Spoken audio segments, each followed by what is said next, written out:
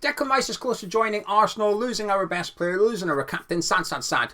But the good news is we can finally crack on with our own summer transfer business and it'll help us get over the loss of Declan Rice. I'll be honest, the last few days it's drained me quite a lot, all this ongoing saga with Declan Rice and whatever. I'm now looking forward to what we can do with the money we're going to get. Because until now, it was hard to get excited for new signings. It was hard to believe any transfer rumours because it all hinged on Declan Rice leaving. West Ham have had to put their plans on hold to some extent, sit on our hands and wait and see what happened when he left and how much we got for him, and also when we got that money. It's all very well getting 100 million, but when we got it determines how much we have to spend this summer. Well, now that's reaching a conclusion. We can crack on with our own transfer business. That's just one part of the equation. The other couple of parts are falling in place as well, actually. It's quite a happy coincidence this Declan Rice thing's going through this weekend. Because on Monday, David Sullivan returns from his holiday. He rocks back up at West Ham. We've all seen him, well, we've all seen his fiancée on holiday in the last few days, haven't we? She looked like she was having a good time, and I bet you Mr. Sullivan was having a good time as well. We've all seen the video. Let's not pretend we've not seen it. We've seen the video. She was enjoying it. I'm sure he was enjoying it. But anyway, the chairman's back on Monday. Who is in charge of the transfer budget, writing the checks or making bank transfers, whatever. The main man is back on Monday. This is good news. But also, more importantly, possibly, is Tim Steidten. He's reportedly set to officially start at West Ham on Monday as well. I believe the official announcement over his appointment will come tomorrow on Friday, so we'll wait and see if that happens. But this is good news. We'll cover that in a separate video because there's a few things I want to say in regards to his appointment, but nevertheless, I'm feeling excited. But today's video is about who is in charge of this money. This 100 million. It might be more, it might be less. Let's just keep it as 100 million for simplicity and hypothetical reasons. And it comes as a bit of a continuation of Gonzo's video earlier, actually, a bit of a happy accident. And it's kind of Steph's fault. I was speaking to Steph earlier and we were just discussing about how we're fed up with Declan Rice. Now West Ham can start buying players. Who do we want to see brought in? Do we believe the Harvey Barnes? Etc, etc. General chit-chat between two West Ham fans. But as I was speaking to her, I found myself getting wound up a little bit because I think I'm worried, like really worried as to how we're going to do this. Who is in charge of spending this money? Now, if we didn't have Tim Steidten arriving, if we weren't getting a technical director, we would know the answer. It's David Moyes with Rob Newman's assistant. We would know that. Or we would imagine they were spending the bulk of it anyway. But with this technical director, you would hope, as a football fan, you would think, well, it'll be the technical director. He will spend the money. Mr. Sullivan will say, oh, Mr. Steidten, you've got 100 million to spend. Away you go. Go and make us better. Get what the manager wants. Jobs are good done. But in order for that to happen, you've got to believe that, first of all, Sullivan will give him complete control, all the money. And second of all, you've got to believe that David Moyes is going to be very happy with a new technical director coming in and spending the money. And I believe that David Sullivan won more. I'm more inclined to believe Sullivan will allow the technical director to do his job. But I can't convince myself David Moyes is going to be very happy about it. There's very little evidence to suggest that David Moyes is okay with a technical director coming in and overseeing the player recruitment this summer. Very, very little. In fact, I would suggest there's none. The only smidgen of evidence is the fact we are appointing one. But that doesn't mean Moyes is happy with it or happy to work under it. We've heard him on Diary of a CEO suggesting that he doesn't like other people interfering in the player recruitment side of things. I spoke to Mark Warburton on Monday and I asked him who was responsible for the signings. He said David Moyes. It was just David Moyes. When we spoke to Julian Dix a few weeks ago, myself and Gonzo did a video with Julian Dix. Now obviously a different manager, Slaven Bilic. But we asked him who was in charge of buying the players at West Ham United. Majority was Slaven Bilic. He said there's one or two that the chairman liked to bring in, but that's his own money, he can do what he wants kind of thing. But generally, Slaven Bilic had control over who we signed. We know with Huselos and Pellegrini that they were in charge of spending the money. So while Sullivan might like a punt now and again, I think they've got lesser over the years. Allardyce spoke about it, how you'd get a surprise in the car park when you came into training or whatever. But I think they've got less. Maybe I'm being naive, but I think they've got less. Sullivan might have his preferred agents to work with or whatever, but in terms of buying his own players, I'm not convinced too much anymore. But there's certainly one or two in the last few seasons where You won't convince me it was Moyes. You just will not. Despite what Warburton said, but he was only there for 12 months, remember. Despite what he said, you won't convince me everybody under Moyes' regime has been a David Moyes pick. You just won't. There's 2 examples I'll get onto in a second. But when I spoke to Mark Warburton, and he was, yeah, it's all David Moyes. David Moyes picks everyone. Let's just believe him for a minute. Even if you don't, let's just go with it. Is Moyes now just going to accept someone else coming in who has never worked for West Ham United, doesn't know David Moyes, you'd assume, doesn't know the playing squad? He's going to come in and Moyes is going to be okay with this guy just running everything from a player recruitment side of things. I don't believe it for a second. I don't believe it. David Moyes struggled to listen to a coach. Moyes, and this is believing everything Mark Warburton told me, and like I said, I may or may not believe everything Mark Warburton told me, but let's just take his words as gospel for the sake of the argument. Warburton said that he was brought in to have a different opinion to David Moyes because he has a different way of playing football. So he was brought in to be that alternative voice in the coaching team. But he had to bite his tongue every day, he said. He said that it felt like they were clashing, they were going to fall out. He had to leave because his philosophies did not match David Moyes. He spoke about being old school. David Moyes is old school.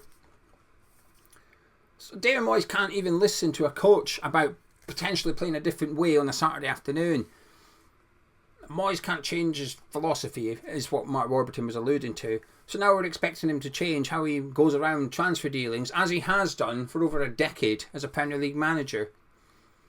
I don't see it. I really do not see it. What's the solution then? And this is why I'm worried about spending the money, because the Mirror have ran with an article last night, and I'm just going to read a bit of the article. The paragraph said, this first bit was Moyes was close to losing his job. Instead, Moyes will be given, and indeed has more than earned the right, to rebuild West Ham's squad as they prepare for the departure of Ham's captain Declan Rice to Arsenal. Now, obviously, the worrying thing there is, rebuild, we tried that 12 months ago and it didn't work. The Mirror also went on to name the players that West Ham are likely to move for, which is Dennis Zakaria. Now, that transfer rumour is picking up a little bit of steam. Hopefully, that's something in that. We'll discuss it another day. But they also named Onana of Everton, Polina of Fulham, Calvin Phillips, James Ward-Prowse, Harvey Barnes, Harry Maguire. Everybody you've heard of. You've heard of all those players. They've all played in the Premier League. Every single one of them. While Zakaria is a Juventus player, he was in the Premier League last season on loan at Chelsea.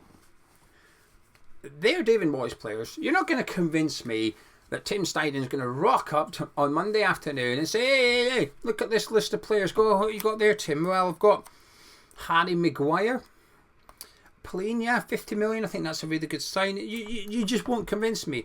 And this is why I'm worried, because the new technical director that we've handpicked somehow, somewhere, somebody's identified him. And like I said before, it's definitely not Sullivan. Sullivan definitely has not found him, because you will not convince me otherwise. David Sullivan doesn't know some of the managers in La Liga or the French League. Either do I. I'm not criticising for not knowing, but my point is, he doesn't know these things. There's no way in hell he knows who a good technical director is from the Bundesliga. Not a chance. Not a chance. The only way he knows is if he's played Football Manager as Bayer Leverkusen, enjoyed it, and thought, who's the guy? Who's responsible for all these players? I've won the Bundesliga. Who's responsible for Diaby? Who's the guy that brought these in? And then he's Googled him. That's the only way that David Sullivan knows who this guy is. So somebody's had a hand in bringing him to West Ham, and it's not the manager and it's not the chairman. It's neither of them. I don't know who it is, but there's somebody involved in this that we do not know that's said to West Ham, there's the guy you want. Possibly he's even had a hand in bringing him to West Ham as well, because again, we've managed to lure him to West Ham ahead of other clubs. Now, I do think there's one big reason for that. 100 million to spend. But my point is, Steidten's going to rock up on Monday with a portfolio. He's going to rock up with his little black book of contacts and his list of players that he knows are top players. Players that perhaps he fancied at Leverkusen but could not afford. Because our budget will be greater than what Leverkusen's budget was. Far bigger. Far bigger. We will be able to sanction a £60 million spend on one player if he wanted to. But were we to bring in somebody, and he only left Leverkusen 3 months ago, so he's very, very recent, very, very up to date, and I think that's part of the reason he's starting on Monday. I assume he's been on gardening leave for the last 3 months. Most European football contracts end at the end of June, so the 1st of July just makes sense. It makes sense as to why he's starting on the 1st of July. So for the last week, while Fabrizio Romano sat there saying, it's done, stop your worrying, it's done. He is West Ham's technical director, and we've all thought, well, why is it not announced yet? What's going on? What's the delay? I think that's the delay. I think he's just been on gardening leave, and we're going to discover that actually, bang, 1st of July he starts. But the previous transfer window to this one was in January. He was in full-time employment. He was sporting director for months before that in the Bundesliga. So he's coming from a very, very recent role, and his job recently has been to, what they call him, the pearl diver, to go unearth these gems. He will have a list, just like Rob Newman did. When Rob Newman rocked up at West Ham, he tapped David Moyes on the shoulder. I don't know if he did, but he certainly notified David Moyes of Julian Alvarez, said this is the guy you want to go get. We've been watching him at Man City. He's got it. Go get him. Obviously, Moyes said no then, but Steidten will have the same. He'll be coming in and thinking, we need to go get this guy and this guy and that guy. And if the Zakaria thing is true, I wouldn't be surprised if that is a Steidten one. He knows who he is from the Bundesliga. Steidten will know who Zakaria is. So who's in charge of this 100 million? Now, I think there's a compromise here. And this is why I hate managers only having a year to go. We cannot give David Moyes 100 million to spend this summer. We just can't. You cannot allow a manager with 1 year to go on his contract to spend 100 million and then off he goes. Thanks, Moyes, off you go. It's just stupid. What a waste of money that would be. But likewise, I don't know if you can give a technical director 100 million to buy players for the manager who, in my opinion, probably won't play them if he doesn't like them. Now, Moyes is showing he can compromise. We'll get on to the one example. But there's 2 examples that stand out for me. Alex Kral, Nikola Vlasic. You will not convince me ever that Moyes was responsible for signing Vlasic. Barely got a sniff. 25 million or whatever it was. Now, I know we haven't paid it all because of what's happened with Russia. It doesn't matter. We sanctioned that sale, that purchase at that time for that price. We sanctioned it, brought him in. We'd barely seen him. And then he got loaned out. Just gone. Just like that. Like he was never here. And then Alex Kral. We know Moyes looked at him. Moyes scouted him. We decided against the move. And then bang, right at the end of the transfer window, we'll get him on loan. That was, Sullivan was all over, I'm sorry, but Sullivan's all over that one. We basically had a player that we fancied a little bit. We were able to get him on loan, low cost, squad player, let's get him in. But Kral has told us about how he used to sit, the manager wouldn't speak to him, he used to sit in the car, emotional. The manager wouldn't speak to him. I mean, you're not going to convince me he wasn't Moyes' player. But what I would suggest is, if you've got a manager like that, then you have to be careful. You have to allow him to have full control. If he's only going to play players that he buys, then you either got to let him buy the players, or you're going to have to get rid of him. It's one of the two. You cannot do the middle bit, which is buy players and give them to him. He won't use them. Now, Moyes has shown that he's willing to meet in the middle somewhat, and there's one player that I can think of that stands out, and I think this is the compromise. And I would expect that this is what's going to happen at West Ham this summer. After that, I don't know. And this is why the role and responsibility of Steidten is going to be interesting long term at West Ham. Because it feels like we've got a long term vision, getting in a technical director, but we've got a short term attitude when it comes to the manager. 1 year left on your contract. There you go. Let's see what you can do. And the compromise is that Moyes and Steidten communicate efficiently, and Moyes tells him what he needs in terms of his playing squad, and he goes and gets those players. And the example is Thomas Souček. We all know the story. It's a bit of a funny one with Hammers Chat. For some reason, myself and Gonzo not only enjoyed the story, we remember the man's name, Jordan Miles. We'll never forget it. Jordan Miles.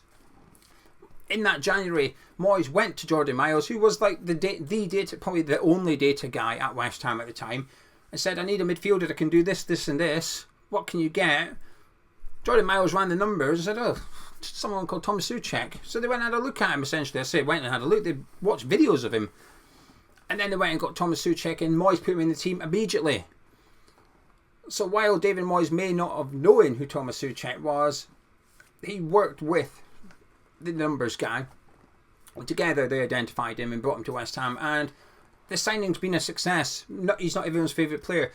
Somewhat, including I, want to see him sold. However, especially that 6 months, he was fantastic. The following 12 months, unbelievable. That 18 months we got out of Thomas Souček was superb. It worked. It worked.